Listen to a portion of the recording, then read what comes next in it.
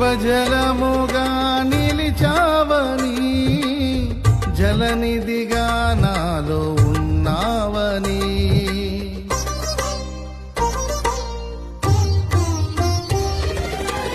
జనులకు దీవెనగా మార్చావని,